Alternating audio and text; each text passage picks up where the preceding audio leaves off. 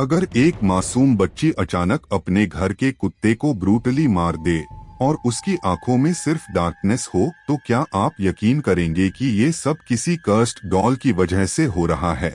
आज की कहानी में हम देखेंगे कि कैसे 4 मिस्टीरियस डॉल्स ने एक सीरियल किलर की मौत के बाद भी टेरर फैलाना जारी रखा। कहानी शुरू होती है अंबर नाम की एक औरत से, जो एक पुराने अबैंडन्ड हॉस्पिटल में होश में आती है। उसके हाथ और पैर टाइटली बंधे हुए हैं और उसके फोरहेड पर एक मिस्टीरियस सिंबल कार्व्ड है। वो डेस्परेटली अपने आप को रिहाई दिलाने की कोशिश करती है। पता चलता है कि हेनरी नाम का एक सीरियल किलर उससे किडनैप करके टॉर्चर कर रहा था। हेनरी पुलिस की वांटेड लिस्ट में था क्योंकि उसने कई औरतों को मार दिया था, लेकिन उसकी असली मैडनेस तब दिखाई देती है जब वो किसी अजीब लैंग्वेज में चांस करता है और 4 मिस्टीरियस वुडू टाइप डॉल्स को एक वुडन बॉक्स में रखता है। अंबर किसी तरह एस्केप करने में कामयाब होती है। बाहर एक पुलिस ऑफिसर डॉल उससे ढूंढते हुए मिलता है, लेकिन ट्रेजेडी टैब होती है जब हेनरी अचानक आकर डॉल को ब्रूटली मार देता है, ड्रिलिंग हिज हेड।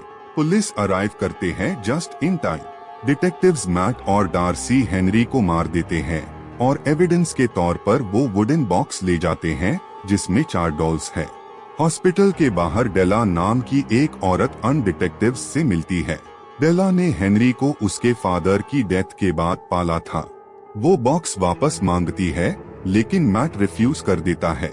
ये केस मैट के लिए बहुत इम्पोर्टेंट था। 3 साल से वो हेनरी को पकड़ने में लगा हुआ था और इस डेडिकेशन ने उसकी फैमिली तोड़ दी।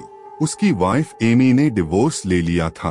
अब केस क्लोज होने के बाद मैट अपनी बेटी क्लोई से मिलने जाता है। वहाँ एमी का नया बॉयफ्रेंड एथन भी है। सिचुएशन ऑकवर्ड हो जाती है और मैट को जाना पड़ता है, लेकिन ये वो मोमेंट था जब सब कुछ बदलने वाला था। क्लोई ने मैट की कार की बैक सीट में वो मिस्टीरियस बॉक्स देखा और सोचा कि ये उसके लिए गिफ्ट है। उसने सीक्रेटली बॉक्स ले लिया। क्लोई को एक्सेसरीज का शौक था, तो उसने एक आइडिया निकला। उसने उन 4 डॉल्स को नेकलेसेस में कन्वर्ट कर दिया, सोचते हुए कि ये यूनिक डिजाइन उसकी माँ की शॉप में कस्टमर्स को अट्रैक्ट करेगी। लेकिन जब क्लोई लास्ट नेकलेस बना रही थी, कुछ स्ट्रेंज हुआ। वो सडनली कोल्ड स्वेट में आ गई और हिस्टेरिकली चिल्लाने लगी। शॉप में कस्टमर्स ने उसकी मदद करने की कोशिश की और कुछ ने सिंपैथी में वो नेकलेसेस खरीद लिए। पहले कस्टमर्स द कॉनर और त्रिशा, एक कपल। दूसरी थी ब्रिटनी, जो व्हील चेयर में थी। एमी की बेस्ट फ्रेंड बेक्का ने भी एक नेकलेस खरीदा। एमी ने लास्ट नेकलेस खुद खरीदा और क्लोई के रिस्ट पर बांध दिया। रात को क्लोई सो गई, लेकिन जो होने वाला था वो टेरिफाइंग था। रात को क्लोई सडनली पोजेस्ड जैसी होकर उठ गई। उसकी फेस टेरिफाइंग लग रही थी। उसने अपने पेट डॉग को ब्रूटली मार दिया। एमी और एथन नॉइज सुनकर किचन में आए तो फ्लोर खून से भरी हुई थी। फिर उन्होंने देखा कि क्लोई एक नाइफ लेकर एथन पर अटैक करती है। फॉर्चुनेटली एथन ने नाइफ छीनी। समझते हुए कि कुछ सीरियसली गलत है, वो क्लोई को हॉस्पिटल ले गए। मीनवाइल कॉनर और त्रिशा, जिनके पास एक नेकलेस थी, एक कन्वीनियंस स्टोर पर रुके। कॉनर अंदर गया प्रेगनेंसी टेस्ट खरीदने, लेकिन अचानक उसकी फेस पेल हो गई। बिना किसी रीजन के उसने सिजर्स उठाकर स्टोर क्लर्क को मार दिया। सीसीटीवी फुटेज में क्लियरली दिख रहा था कि कॉनर ने किलिंग के बाद वही सिंबल ड्रॉ किया जो हेनरी ने बनाया था। स्टोर ओनर ने कॉनर को शूट कर दिया। मैट और डार्सी इन्वेस्टिगेशन के लिए पहुंचे। मैट ने कॉनर पर वो नेकलेस देखी जो क्लोई ने बनाई थी। ये कोइंसिडेंस नहीं हो सकता था।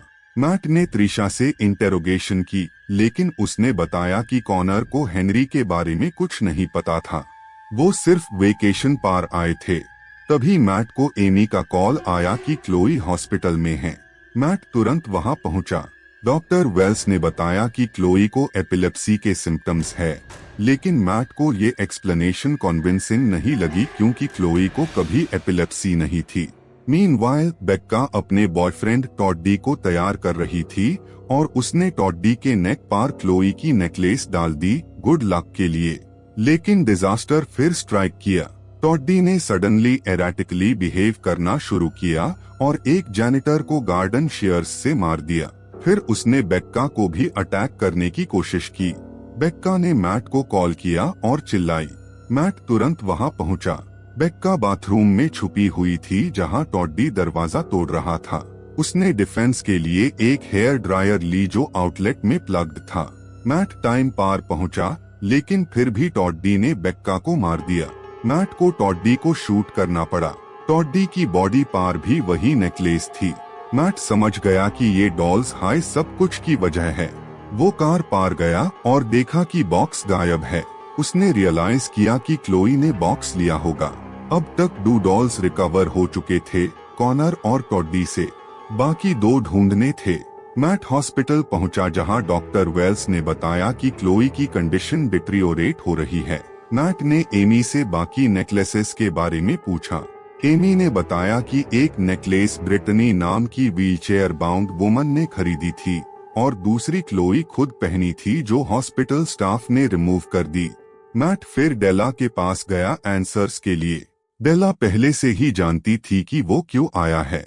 उसने बताया कि ये डॉल्स एंशिएंट आर्टिफैक्ट्स द जिनमें एक्स्ट्राऑर्डिनरी हीलिंग पावर थी, लेकिन हेनरी ने इन्हें मिसयूज किया और ये कर्स्ड बन गए।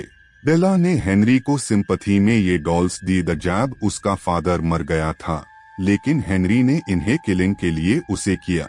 डेला ने वार्न किया कि जो भी डॉल्स को पोजेस करता है उसकी माइंड पार डार्क एनर्जी कंट्रोल कर लेती है और वो वायलेंट बन जाता है। कर्स सिर्फ टैब ब्रेक हो सकता है अगर क्लोई और सारी 4 डॉल्स को डॉन से पहले डेला के पास लाया जाए, वरना क्लोई मर जाएगी। मैट और डार्सी तुरंत ब्रिटनी के घर गए। वहां ब्रिटनी की बेटी हिल्डा ने नेकलेस पहनी हुई थी। पोजेस्ड हिल्डा ने अपनी मां को व्हीलचेयर से पुश किया और बाथटब में ड्राउन करने की कोशिश की। मैट और डार्सी टाइम पार पहुंचे और हिल्डा को अनकॉन्शियस कर दिया। तीसरी डॉल मिल गई। एमी ने मैट को कॉल किया कि मेडिकल स्टाफ को ढूंढ लिया है जो क्लोई का नेकलेस ले गया था, लेकिन जब मैट हॉस्पिटल पहुंचा, पता चला कि डॉल अब नेकलेस से गायब है।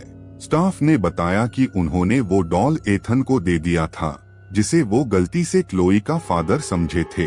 मैट ने डार्सी को एथन के घर भेजा क्योंकि वो क्लोजर थी, लेकिन डिजास्टर फिर स्ट्राइक किया।